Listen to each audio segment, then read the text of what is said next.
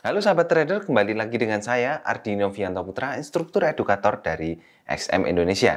Ketika mendengar kata support dan resisten, pastinya yang ada dalam benak pikiran kita yaitu sulit dan masih tidak terlalu paham dengan cara penggunaannya dalam trading forex, atau bahkan tidak tahu cara menentukan support dan resisten ini. Support dan resisten itu merupakan istilah yang cukup populer dalam dunia trading forex dan menjadi salah satu teknik yang paling sering dipakai pada analisa teknikal. Tanpa support dan resisten ini, maka trader itu akan mengalami kesulitan atau bahkan sampai mengalami kerugian. Nah, di dalam video kali ini, kita akan membahas mengenai indikator apa saja yang bisa digunakan untuk melihat level support dan resisten. Jadi secara sederhananya, support dan resisten itu ibaratnya sebagai dua atribut yang paling penting, bahkan sering dibahas oleh para analis. Support itu didefinisikan sebagai level yang berpotensi menahan penurunan harga, sedangkan sebaliknya resisten itu adalah area level yang berpotensi menahan kenaikan harga. Level tersebut itu digunakan untuk menentukan apakah harga akan terus berlaju atau akan berbalik arah. Pada dasarnya, support dan resisten itu bertujuan untuk mengetahui area yang tepat saat pengambilan keputusan posisi beli atau jual dan menentukan target dari pergerakan harganya. Area support itu umumnya adalah area yang dipakai sebagai acuan untuk mencari open posisi beli, sedangkan area resisten digunakan untuk acuan dalam mencari posisi jual. Ada banyak sekali cara dalam menentukan garis support dan resisten ini, bisa menggunakan price action dan juga bisa menggunakan indikator. Jadi indikator apa saja yang bisa digunakan untuk menentukan level support dan resisten ini? Pertama, indikatornya yaitu adalah zigzag. Zigzag itu merupakan indikator yang menggaris antara titik tertinggi dan terendah dari suatu pergerakan harga. Cara pertama melihat support dan resistennya yaitu dengan melalui konsep previous low atau poin terendah sebelumnya dan lebih rendah dari harga aktualnya. Lalu previous high atau poin tertinggi sebelumnya dan lebih tinggi daripada harga aktualnya. Poin ini dilihat pada gelombang yang digambarkan oleh indikator zigzag ini. Kita akan melihat nilai terendah pada indikator zigzag itu sebagai support dan nilai tertinggi pada indikator tersebut sebagai resisten. Anda bisa melihat previous low dan previous high pada semua time frame ya. Kemudian indikator yang kedua itu adalah moving average.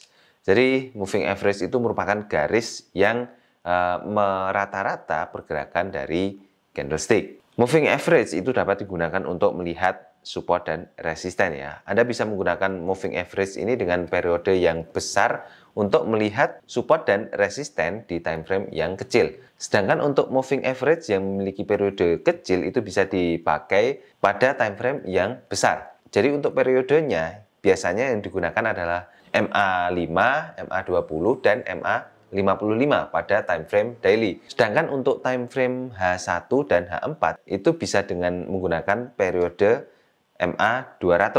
Nah, jadi di gambar berikut ini MA5 itu digambarkan dengan warna merah, sedangkan MA20 berwarna biru dan MA55 berwarna coklat. Dapat dilihat di sini bahwa MA20 dan MA55 itu bisa digunakan sebagai support yang menghalangi harga untuk turun. Kemudian indikator yang ketiga yaitu adalah Fibonacci retracement. Jadi setiap level pada Fibonacci itu dapat digunakan sebagai patokan dalam menentukan support dan resisten. Dalam gambar berikut ini bisa dilihat bahwa harga itu sudah melewati level 38,2. Oleh karena itu, level 38,2 ini menjadi level support dan level 50 itu menjadi level resistennya.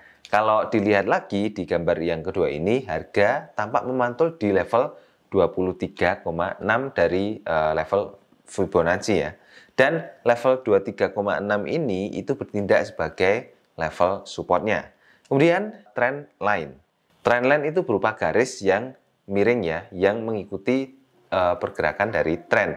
Dan untuk pembentukan trend line ini itu memerlukan dua titik sebagai konfirmasi bahwa harga itu sedang membentuk tren. Trend line itu bisa digunakan sebagai level support dan resisten, dan contohnya di gambar ini.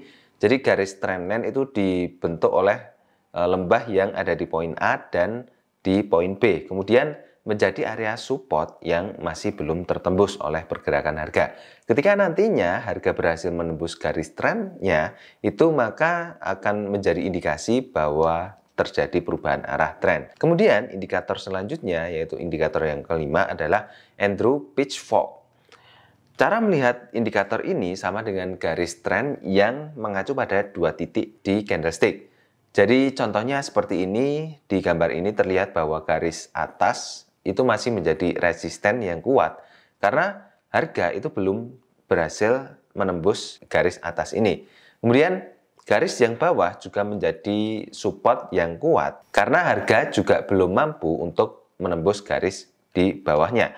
Kemudian indikator berikutnya adalah fractal. Jadi indikator fractal ini memiliki bentuk tanda panah naik dan turun yang menjadi titik patahan dari sebuah pergerakan harga yang fungsinya untuk memberikan gambaran alternatif tentang titik puncak dan titik dasar dari pergerakan harga suatu instrumen pada periode tertentu. Dalam penerapannya itu bisa digunakan untuk menentukan level support dan resisten seperti di gambar ini, di mana pengambilan level support dan resistennya itu dari munculnya fractal.